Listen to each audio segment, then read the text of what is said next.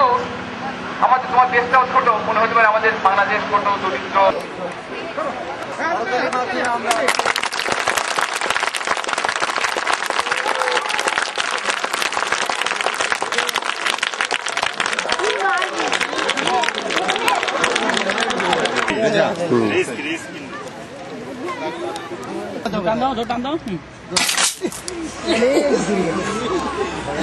আছে অনেক। এই তোমরা তো জানো আজকে 1 জানুয়ারি 2009 সাল, আর এই 2009 সাল ঘোষিত হয়েছে আন্তর্জাতিক বৃহস্পতি এসবের আলোককারী।